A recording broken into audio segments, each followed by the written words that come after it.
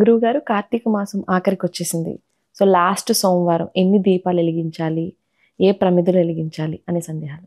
ఈ మాసం అంతా కూడా చాలా విశేషమైనటువంటిది.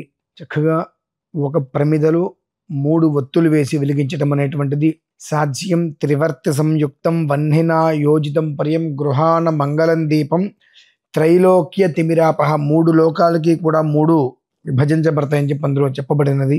అలా కార్తీక మాసమునందు అలాగే వచ్చే మార్గశిర మాసమునందు ఈ ఒక్క 60 రోజులు కూడా ఇంట్లో ప్రతినిత్యము ఖచ్చితంగా మర్చిపోకుండా ఉదయ సాయం సంధ్యా సమయాలలో దీపారాధన చేయడం విశేషం. అందున లాస్ట్ సోమవారం అది త్రయోదశి అంటే ప్రదోష సమయము అని అంటారు. సాయంత్రం 4:30-5 గంటల ప్రదోష సమయంలో ఇంట్లో శివలింగం ఉంటే సరే, శివలింగం లేదు ఒక మట్టితో శివలింగాన్ని చేసుకొని దాని మీద చక్కగా త్ర్యంబకం యజామహే సుగంధిం పుష్టివర్ధనం ఉర్వారుకమివ బంధనాన్ మృత్యోర్ముక్షీయమామృత ఆతు ఈ మంత్రాన్ని వింటూ చక్కగా ఈశ్వరుడికి భస్మార్చన చేసుకోవటం. అది కూడా ఆవు నేతితో ఆ శివలింగానికి చుట్టూ మధ్యలో శివలింగాన్ని పెట్టి చుట్టూతో కూడా 11 జ్యోతులు 11 దీపాలు చక్కగా ఈశ్వరుడికి చుట్టూతో ఉంచి మధ్యలో శివలింగాన్ని పెట్టి భస్మార్చన అని అంటారమ్మా.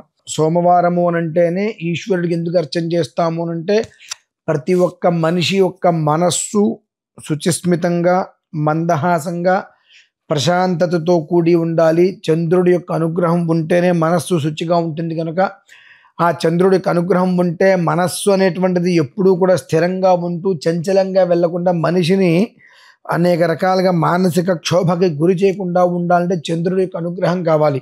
ఆ చంద్రుడి యొక్క అనుగ్రహం కోసమే సోమవారం రోజు నాడు విశేషంగా శివుడికి పాలాభిషేకాలు అవన్నీ కూడా చేస్తూ ఉంటారు. ఎందువల్లంటే శశాంక అంటారు, చంద్రుడు ఈశ్వరుడు శిరస్సు మీద ఉంటూ ఉంటాడు కాబట్టి ఆ ఈశ్వరుడికి అభిషేకం చేసేటువంటి పాలలో చంద్రుడు పూర్తిగా కూడా తడిచి ఆనందపడి ఏ వ్యక్తి అయితే ఈశ్వరుడికి ఈ రోజు నాడు సమగ్రంగా అర్చన చేసి ఉంటారో ఆ ఒక్క వ్యక్తికి ఏ పరిస్థితులలో కూడా నా నుంచి నెగిటివ్ వెళ్లకుండా ఉండాలని చెప్పి చంద్రుడు కోరుకుంటాడు. ఆ చంద్రుడి యొక్క అనుగ్రహం కోసమే సోమవారం రోజు నాడు అభిషేకం చేయడం చాలా విశేషంగా చెబుతూ ఉంటారు మన వాళ్ళు. అయితే చంద్రుడికి ఏం చెప్పరు, సోమవారం శివుడికి అభిషేకం చేయండి అంటారు.